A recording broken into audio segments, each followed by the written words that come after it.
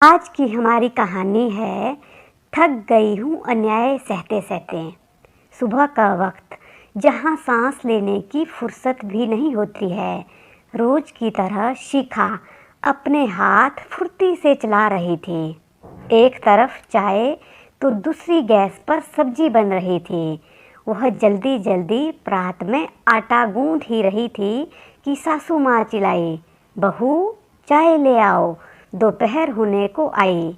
मगर तुम्हारा तो काम निपटा ही नहीं, और मांगू नहीं तो तुम हमें भूखा ही मार दो।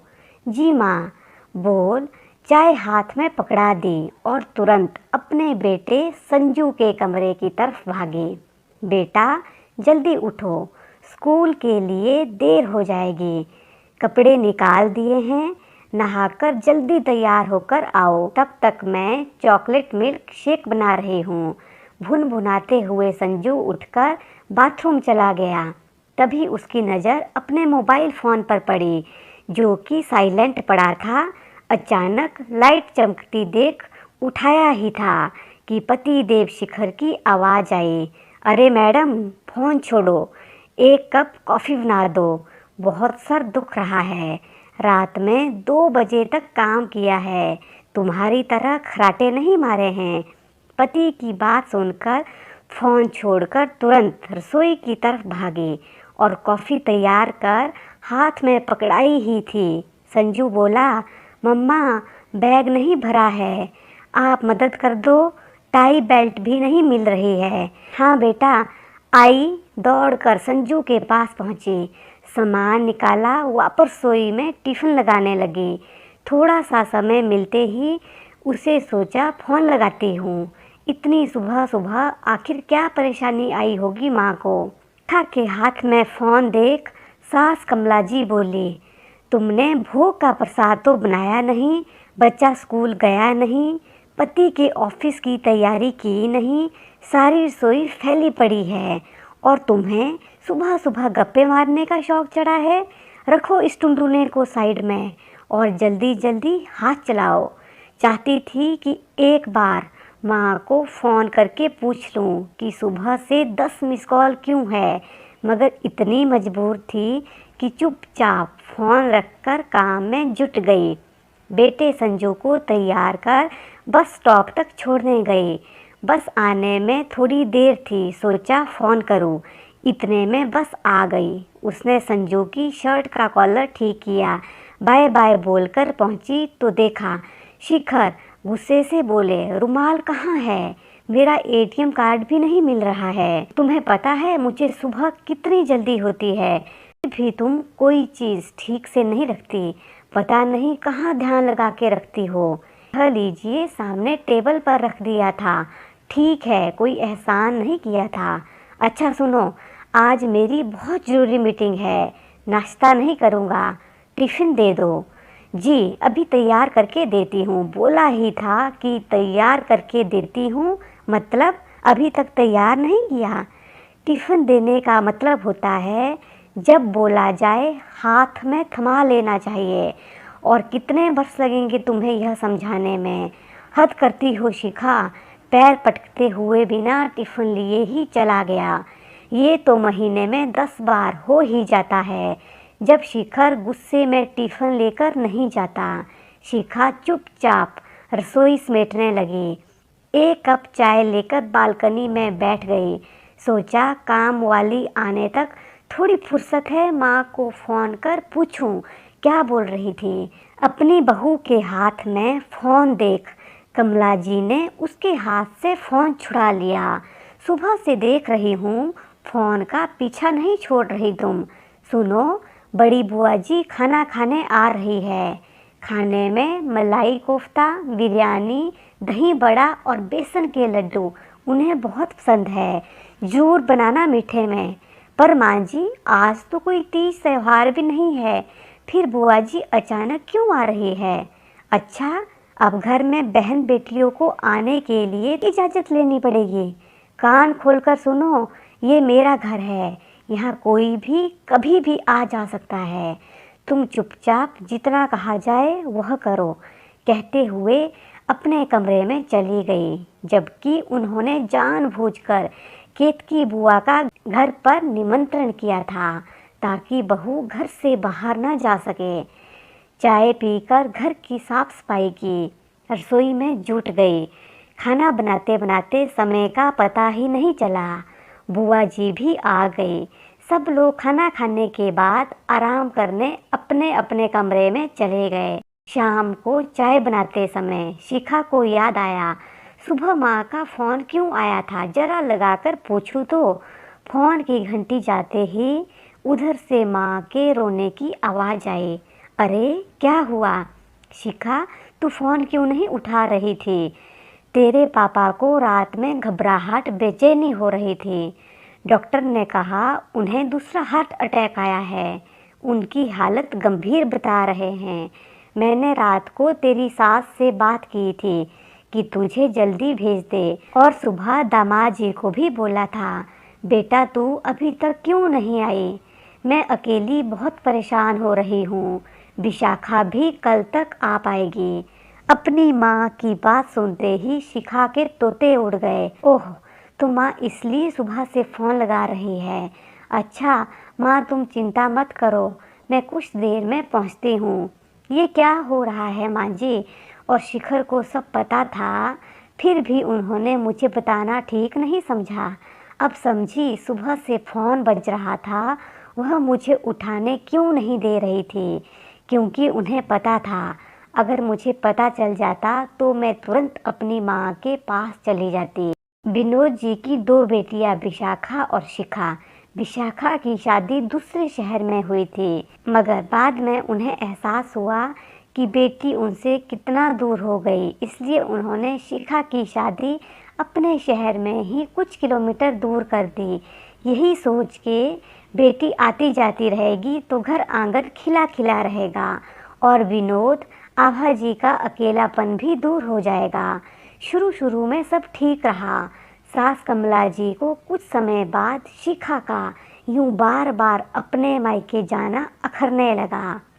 कुछ विवाद उत्पन्न होने पर विनोद आभा जी ने यह कह दिया, बेटा हम आराम से हैं, तू तेरा घर बार संभाल। नए परिवेश में ढलने में थोड़ा समय लगता है। अपने माता पिता की बात सुन शिखा भी चुप हो गई और जैसा कमला जी और शिखर कहते रहे वो करती रही।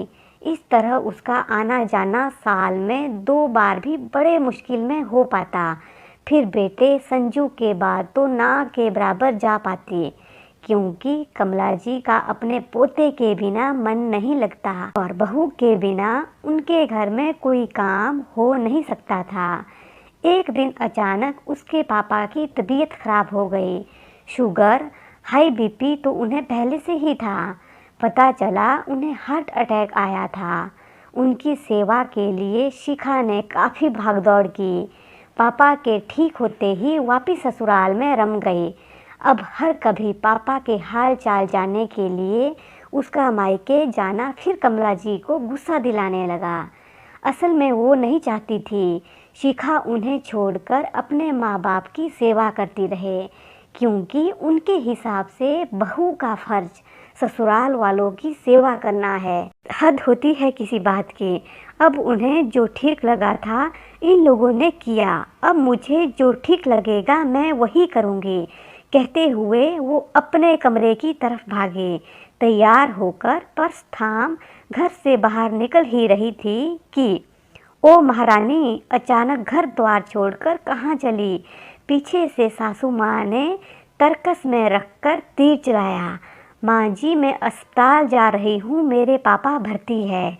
अरे दिल के मरीज है, छोटा मोटा लगा रहता है, क्यों परेशान होती हो? कल तक ठीक होकर घर आएंगे, यूँ बार बार जाने की ज़रूरत नहीं।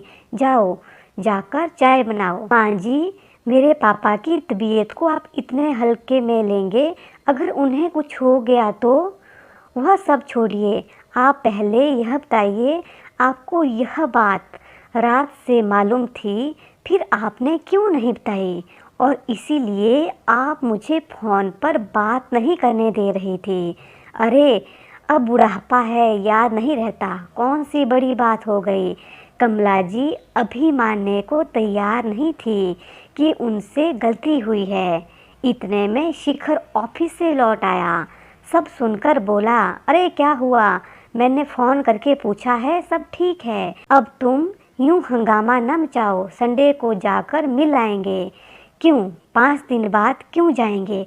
मैं अभी जा रही हूँ। मेरे पिताजी की हालत गंभीर है और आपको भी सुबह सब पता था। फिर आपने मुझे फ़ोन करके क्यों नहीं बताया? अरे गलती हो गई। अब क्या ऐसे ही चीखती चिल्लाती रहोगी? जाओ, जाकर मेरे लिए कॉफ़ी बनाओ। आप लोगों को समझ में क्यों नहीं आ रहा है? मेरे पापा हॉस्पिटल में भर्ती है और माँ वहाँ अकेली है। मेरी बहन भी कल पहुँचेगी। उन्हें मेरी ज़रूरत है। यहाँ चाय कॉफ़ी तो कोई और भी बना सकता है। शिखर गुस्से से शिखा पर हाथ उठाने ही वाला था कि कमरे से सब सुन केतकी बुआ बाहर आई और बोली, शिखर तुम्हारा दिमाग खराब हो गया है? बहू पर हाथ उठाते हो, वह भी गलत बात के लिए। तुम लोगों को अपनी गलती का एहसास है। उसके पिता हॉस्पिटल में भर्ती है और तुम उनकी बेटी को उनसे मिलने से क्यों रोक रहे हो? अरे बुआ जी, उन लोगों का रोज रोज का है। कभी यह हो रहा है, कभी वो। हमें अपना घर देखना है या उनके घर में ही पड़े रहेंगे? और वैसे भी बेटी दामाद से उन्हें सेवा कराना पाप कराने के बराबर लगता है। वह बेटा, तुम और तुम्हारी माँ जो कर रही है वह पुण्य बराबर है। सच ही कहते हैं लोग, बहू कभी भी ससुराल को अपना नहीं समझ पाती, क्योंकि हर रोज ससुराल वाले नए नए हथकंडे अपनाते हैं और उसे परेशान करने के लिए कभी दहेज मंगवाते हैं, कभी कामचोर कहते हैं, बेटा पैदा करने को बोलते हैं, मायके जाने नहीं देते हैं, जिस वजह से उसके पास सहने और घुटने के अलावा कुछ रह नहीं जाता। फिर वह भी ससुराल को अपना घर समझती ही नहीं है। बेटा, तुम यह सब अपनी माँ के कहने पर कर रहे हो तो सुनो। बेटा, कल को ये चली जाएगी, लेकिन तुम्हारे रिश्ते जरूर बिगड़ जाएंगे। तुम अपनी पत्नी की नज़रों में कभी नहीं उठ पाओगे और ये बात कमला भाभी से बेहतर कोई नहीं जानता। पूछो इनसे, मेरी माँ ने भी इनके साथ ऐसा ही किया था। कभी भी इन्हें मायके नहीं जाने देती थी। इनकी माँ पिताजी का स्वर्गवास हो गया, फिर भी मेरी माँ ने इन्हें जाने नहीं दिया था।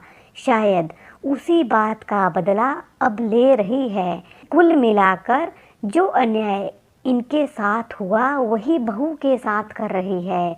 लेकिन भाभी, तुम याद रखना, ऐसा करके तुम शिखा के मन में अपने लिए नफरत पैदा कर लोगी और आगे उससे अपनी सेवा की उम्मीद छोड़ ही देना। शिखर को अपनी गलती का एहसास हुआ। उसने शिखा से कहा, चलो अभी मैं तुम्हें अस्पताल ले चलता हूँ। अपने पिताजी को आईसीयू में देखकर उसे रहा नहीं गया। आज कई बरसों बाद वो अपनी माँ के सामने बिलख पड़ी और बोली, सच में बेटियों की माँ असहाय होती है। बहू बनकर थक गई हूँ अन्याय सहते सहते। काश तुम्हारा बेटा होता तो आज तुम्हारे साथ यहाँ खड़ा होता। जैसे कि मेरे पति हमेशा सही हो या गलत अपनी माँ के साथ खड़े रहते हैं। गीताजी को समझते देर ना लगी कि हर बात की तरह उनकी बेटी को आने से रोका गया है। आज उनके सब्र का बांध भी टूट गया और बोली, बहू है, आपके घर की बंधुआ मजदूर नहीं जिससे हर समय गुलामी करवाते रहेंगे। आखिर उसकी भी जिंदगी है, उसके फैसले हैं। अपने स्वार्थ के लिए इतना नीचे गिर गए कि सामने वाले की इच्छाओं भावनाओं का भी सम्मान नहीं कर पाए। शर्म आती है मुझे आपको अपना दामाद कहते हुए। और कमला जी, आप तो विदाई के समय यह कहकर ले गई थी मेरी बच्ची को कि बहू नहीं बेटी बनाकर रखूंगी। कथनी और करनी में यही फर्क होता है। काश आपने सिर्फ बहू बनाकर रखा होता। मैंने सदा मेरी बच्ची को बड़ों का आदर करना सिखाया है। इसीलिए उसने पलटकर कभी जवाब नहीं दिया। मेरे संस्कारों का ये सिला दिया। आपने एक बच्ची को उसके पिता से मिलने तक नहीं दिया। शर्म आती है। छी! कहने को कुछ शेष ना था।